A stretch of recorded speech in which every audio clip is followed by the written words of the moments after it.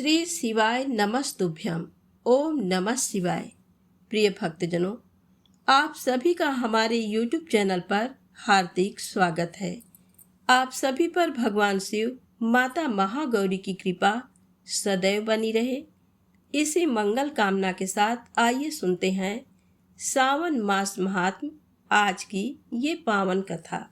जिनकी आज्ञा से ब्रह्मा जी इस जगत की सृष्टि तथा विष्णु भगवान पालन करते हैं और जो स्वयं ही काल रुद्र नाम धारण करके इस विश्व का संहार करते हैं, उन पिनाकधारी भगवान शंकर को नमस्कार है। नैमिषारण्य तीर्थ सब तीर्थों से उत्तम और समस्त क्षेत्रों में श्रेष्ठ है। प्राचीन काल में वहाँ शौनक आदि तपस्वी मुनि एक ऐसे यज्ञ का अनुष्ठान कर रहे थे जो दीर्घ काल तक चालू रहने वाला था। उस यज्ञ में दीक्षित सभी महर्षियों का सबके प्रति समान भाव था। एक दिन उन सभी महात्माओं के दर्शन की उत्कंठा से प्रेरित होकर महातपस्वी व्यास शिष्य लोमस मुनि वहां पधारे। उस दीर्घकालिक यज्ञ का अनुष्ठान करने वाले मुनियों ने लोमस जी को आया देख एक साथ ही उठकर उनका स्वागत किया। सबके मन में उल्लास छा गया। सभी उनके दर्शन के लिए उत्सुक थे। वे पाप रहित महाभाग महर्षिगण लोमस जी को अर्घ्य और पाद्य निवेदन करके उनके सत्कार में लग गए। आतिथ्य के पश्चात उन्होंने विस्तार पूर्वक शिव धर्म सुनाने के लिए लोमस जी से प्रार्थना की। इस पर उन्होंने शिव जी के उत्तम महात्म का इस प्रकार से वर्णन आरंभ किया। लोमस जी बोले, 18 पुराणों में परम पुरुष भगवान शिव की महिमा का गान किया गया है, अतः शिव जी के महात्म का पूर्णतया वर्णन कोई भी नहीं कर सकता। जो लोग शिव इस 2 अक्षर के नाम का उच्चारण करेंगे उन्हें स्वर्ग और मोक्ष दोनों प्राप्त होंगे, इसमें तनिक भी संदेह नहीं है। महादेव जी देवताओं के पालक और सबका शासन करने वाले हैं।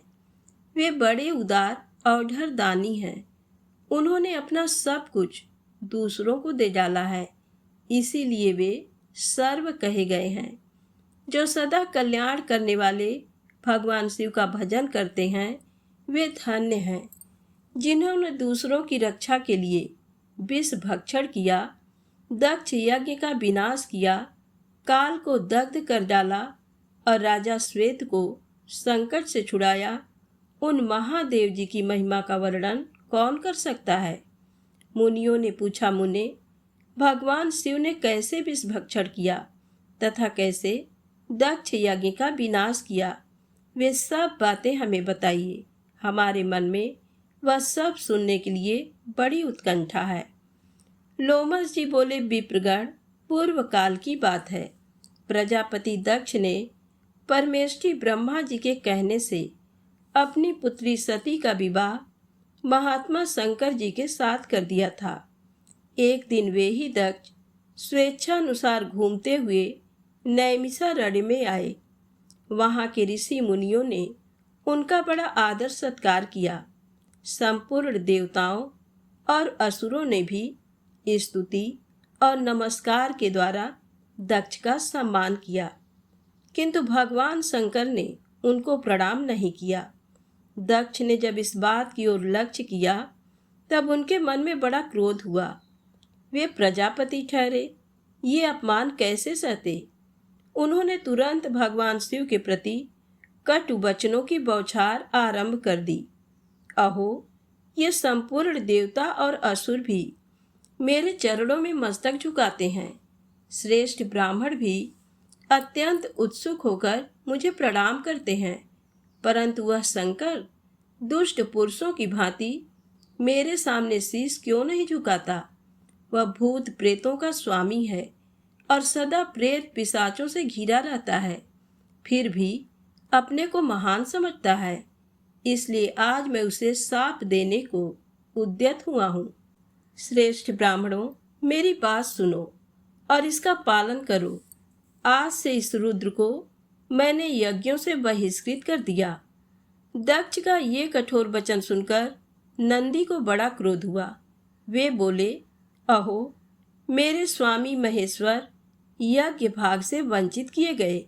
यज्ञ, दान, तप तथा नाना प्रकार के तीर्थ जिनके नाम से ही पवित्र हुए हैं, उन्हीं भगवान शिव को शाप क्यों दिया गया? खोटी बुद्धि वाले दक्ष, वह यज्ञ जिसमें शंकर जी का भाग न हो व्यर्थ ही होगा। दुर्बुद्धे, तू उस यज्ञ की रक्षा कर। अरे, जिन महात्मा शिव ने इस संपूर्ण विश्व का पालन किया है, उन्हीं को तूने शाप दे डाला। तब महादेव जी ने नंदी से कहा, महामते, तुम्हें ब्राह्मणों के प्रति कभी क्रोध नहीं करना चाहिए। मैं ही यज्ञ हूँ, मैं ही यज्ञ करने वाला यजमान और आचार्य हूँ। संपूर्ण यज्ञ भी मैं ही हूँ, इसलिए मैं सदा यज्ञ में रत हूँ। मुझे कोई शाप देकर यज्ञ से बहिष्कृत नहीं कर सकता। इसी प्रकार सर्वव्यापी होने के कारण मैं किसी के भीतर नहीं हूँ, किसी भी सीमा से आबद्ध नहीं हूँ। इस दृष्टि से देखने पर मैं सदा ही सब यज्ञों से बाह्य हूँ। भगवान शंकर के इस प्रकार समझाने पर महातपस्वी नंदी ने विवेक का आश्रय लिया। शिव जी का सत्संग पाकर वे परमानंद में निमग्न हो गए।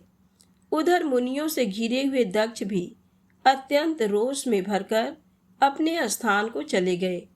वे प्रणाम न करने वाले रुद्र को भूल न सके।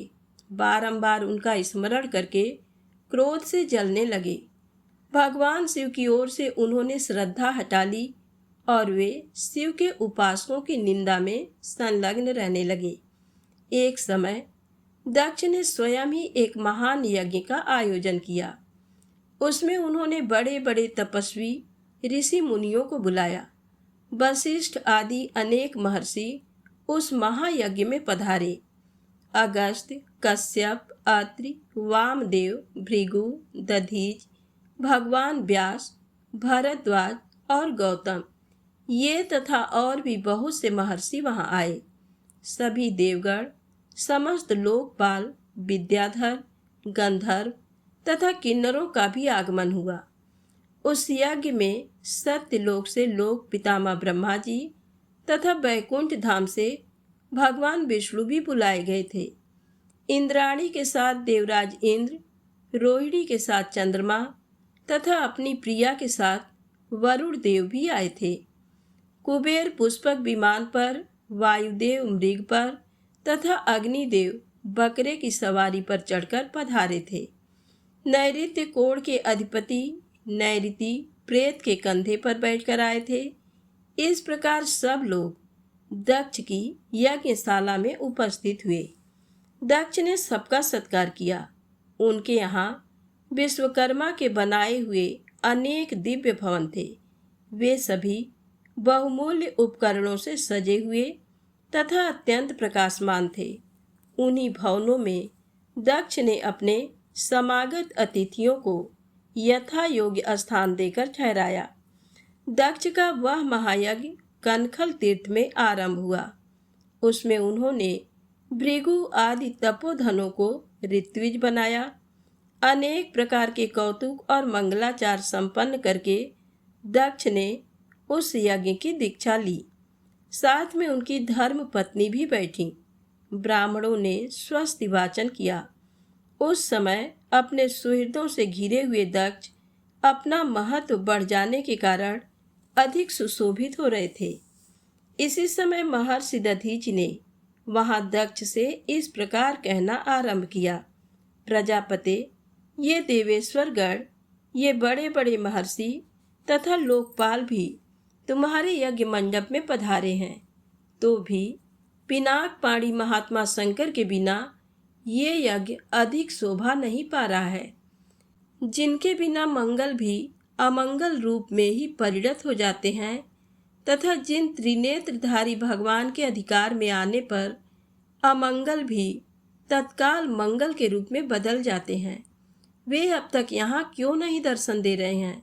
दक्ष, अब तुम्हें ही भगवान विष्णु और इंद्र के साथ जाकर परमेष्ठी भगवान महेश्वर को बुला ले आना चाहिए उन योगी शंकर की उपस्थिति से यहाँ सब कुछ पवित्र हो जाएगा, जिनके स्मरण तथा नामोच्चारण से सब पुण्यमय हो जाता है।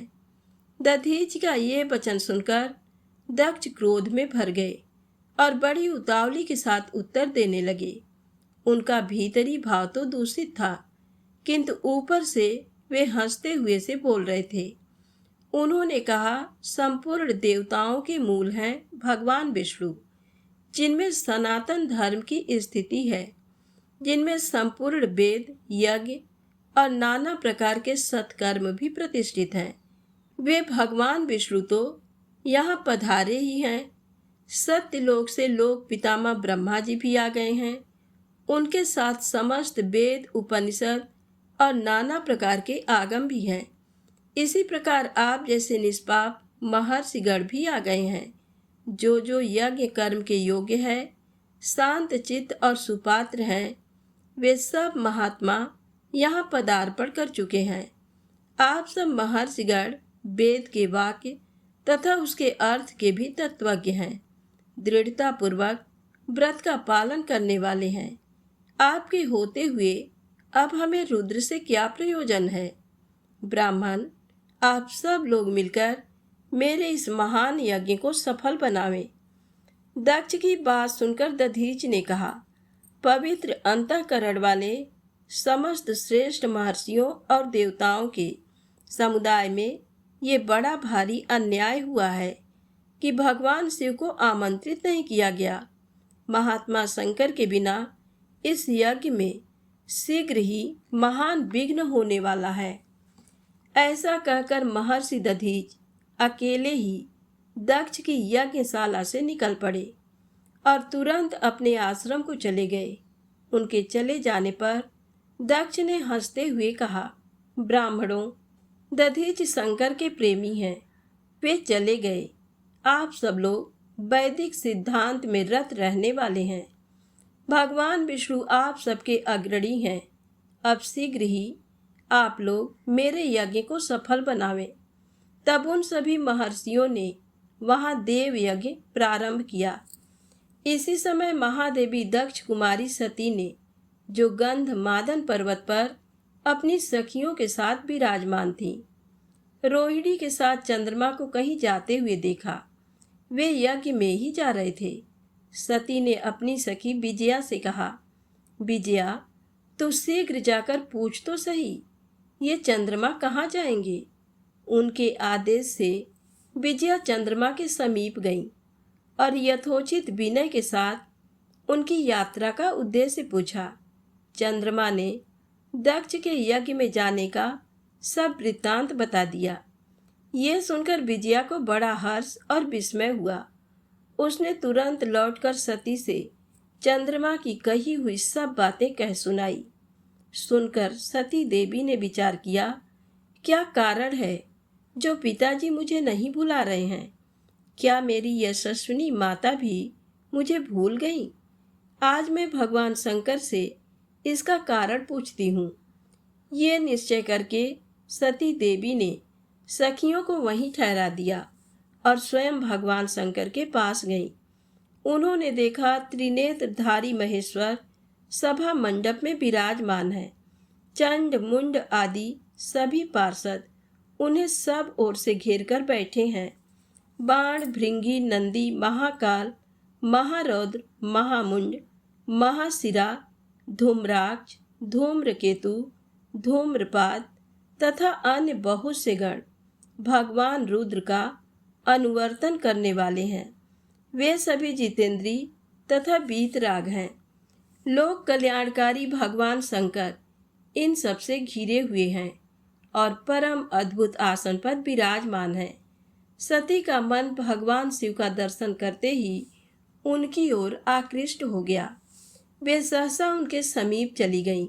भगवान शिव ने बड़े आदर के साथ प्रीति युक्त वचनों से सती को आनंदित किया और कहा, प्रिय, इस समय यहाँ तुम्हारे आगमन का क्या कारण है? सती बोली, देव देवेश्वर, मेरे पिता के घर महान यज्ञ हो रहा है। उसमें चलने के लिए आपकी रुचि क्यों नहीं होती? सदाशिव, यद्यपि आप उस यज्ञ में बुलाए नहीं गए हैं, तथापि आज मेरे कहने से मेरे पिता की यज्ञशाला में आप स्वयं सब प्रकार से प्रयत्न करके पधारे।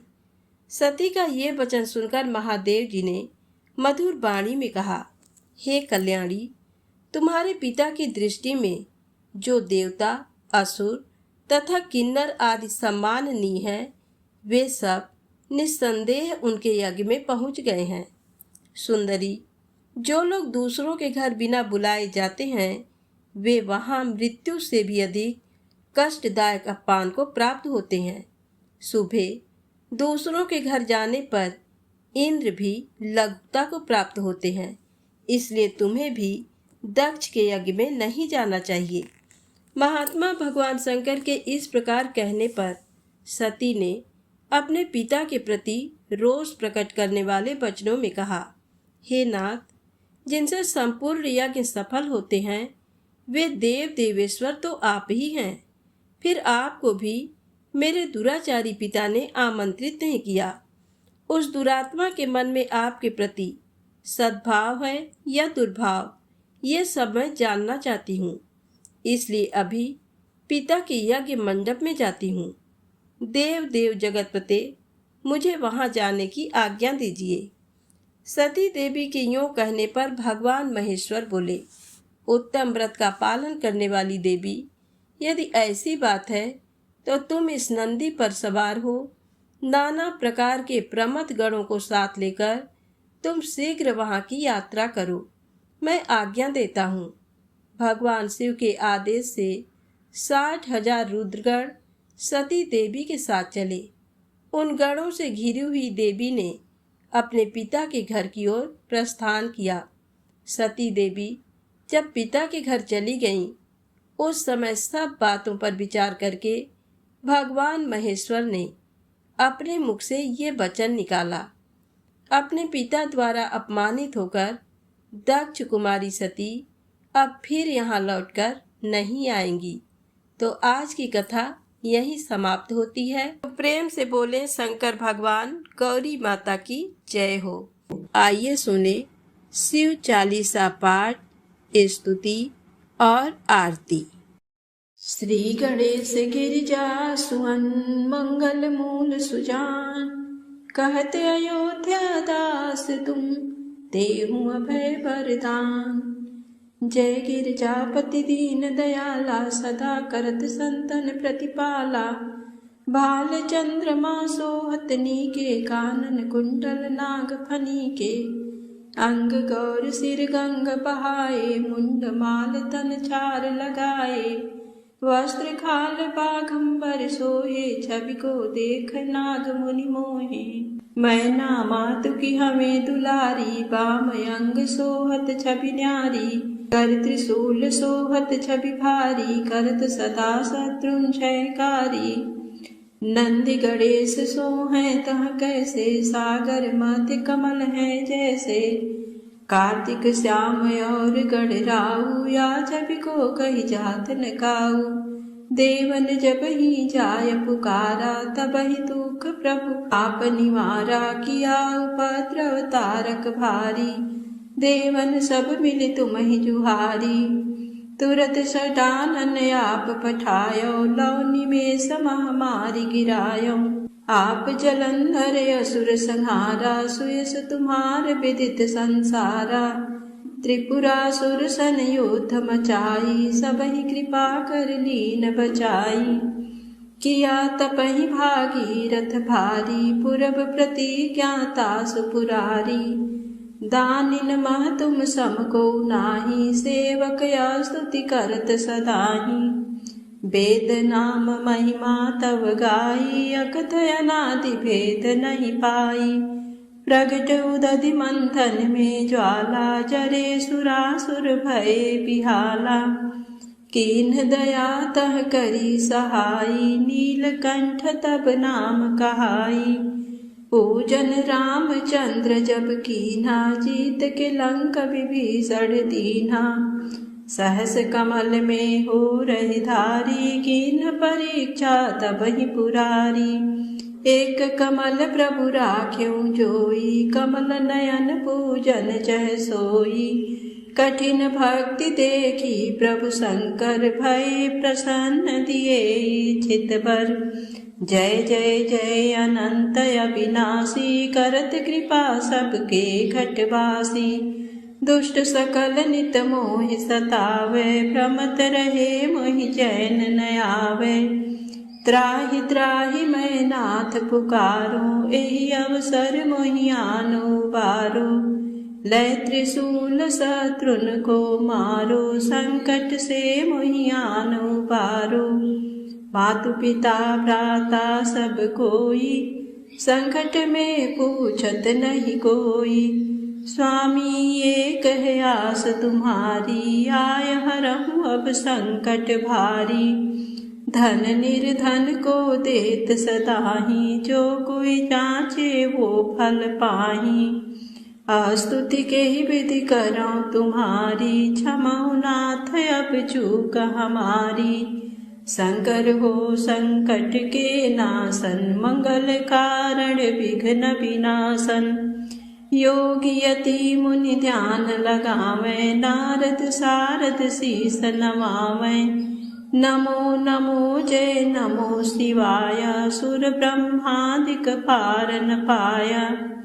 जो यह पाठ करे मन लाई, तापर होत है शंभु सहाई। ऋनिया जो कोई हो अधिकारी, पाठ करे सो पावन हारी। पुत्रहीन कर इच्छा कोई, निश्चय शिव प्रसाद तेहि होई। पंडित त्रयोदशी को लावे, ध्यान पूर्वक होम करावे। त्रयोदशी व्रत करे हमेशा, तन नहीं ताके रहे कलेसा। धूप दीप नैवेद्य चढ़ावे, शंकर सम्मुख पाठ सुनावे। जन्म जन्म के पाप नसावे, अंत बास शिवपुर में पावे। कहीं अयोध्या आस तुम्हारी, जान सकल दुख हरम हमारी। नित्य नेम कर प्रात ही, पाठ करो चाली। तुम मेरी मनोकामना, पूर्ण करो जगदीश। उमापति महादेव की जय। नमामि समीशान निर्वाण रूपम, विभुं व्यापकं ब्रह्म वेद स्वरूपम। निजं निर्गुणं निर्विकल्पं निरीहं, चिदाकाशमाकाश वासं भजेऽहम्। निराकार ओंकार मूलं तुरीयं, गिरा ज्ञान गोतीत मीशं गिरीशं। करालं महाकाल कालं कृपालं, गुणागार संसार पारं नतोऽहम्। तुषारात्रिसङ्काश गौरं गभीरं, मनोभूतकोटि प्रभाश्री शरीरं। स्फुरन्मौलिकल्लो लिनी चारुगंगा, लसद्भाल बालेन्दु कंठे भुजंगा। चलत कुंडलं शुभ नेत्रं विशालं, प्रसन्नाननं नील कंठं दयालं।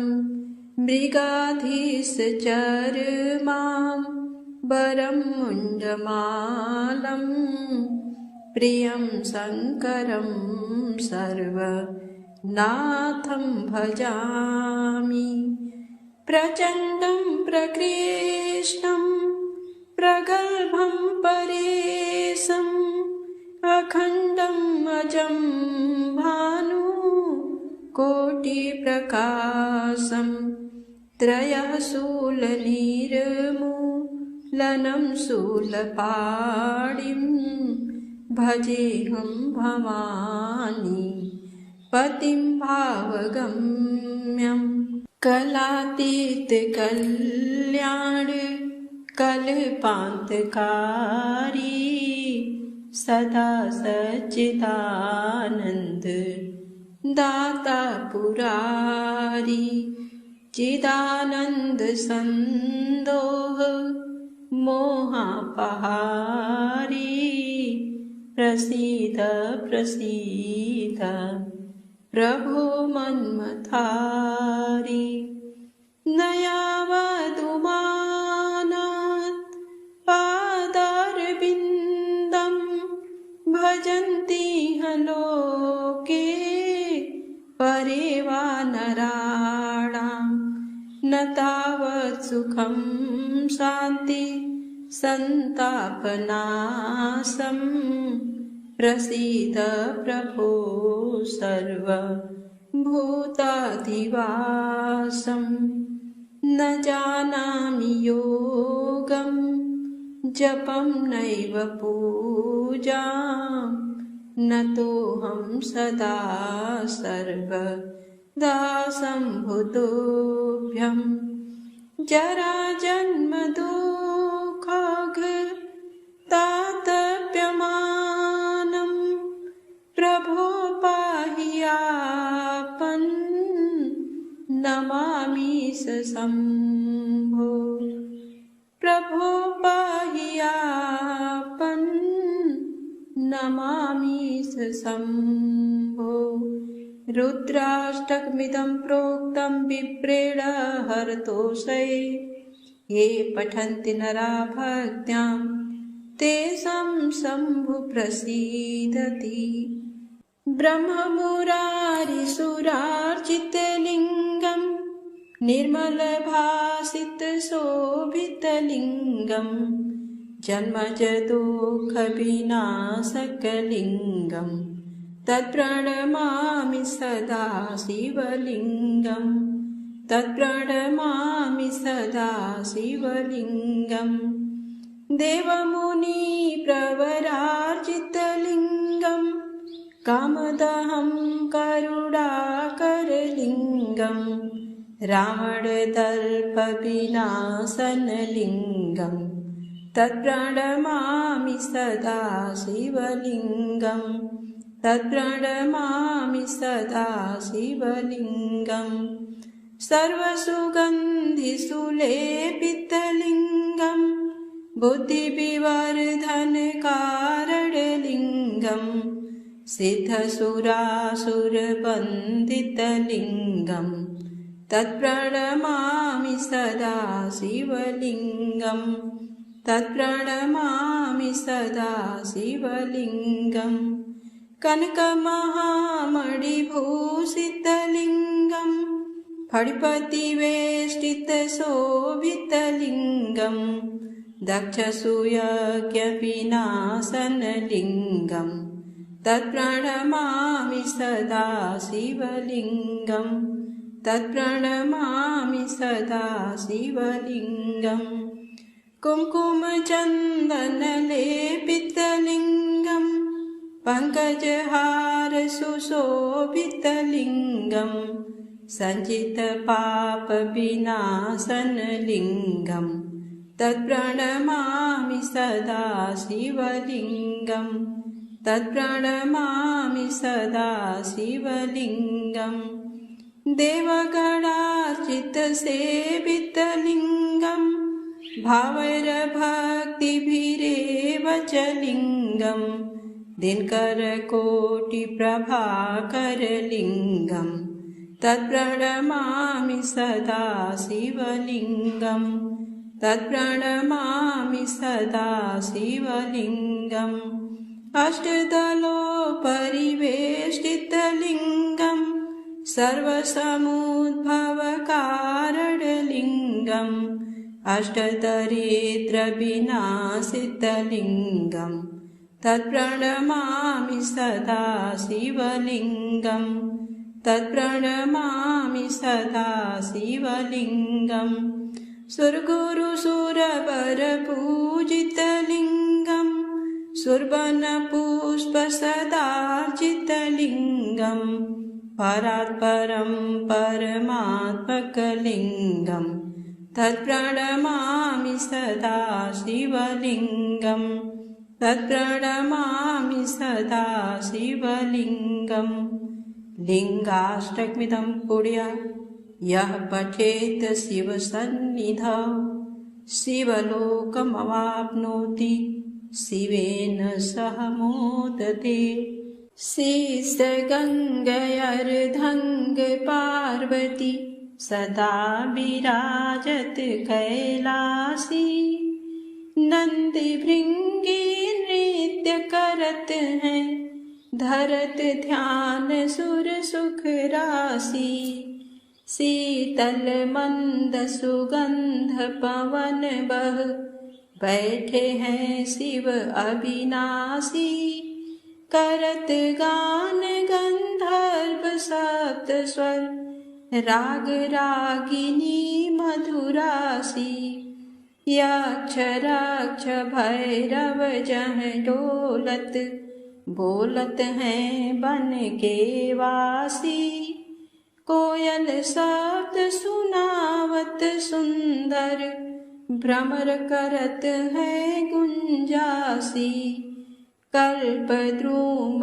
अरु पारिजात तरु लाग रहे हैं लक्षासी कामधेनु कोटिन जह डोलत करत दुग्ध की वर्षासी सूर्यकांत सम पर्वत शोभित चंद्रकांत सम हिम राशि नित्य छहो ऋतु रहत सुशोभित सेवत सदा प्रकृति दासी ऋषि मुनि देव तनुज नित सेवत गान करत श्रुति गुण राशि ब्रह्मा विष्णु निहारत निस दिन कछु शिव हमको फरमासी रिद्धि सिद्धि के दाता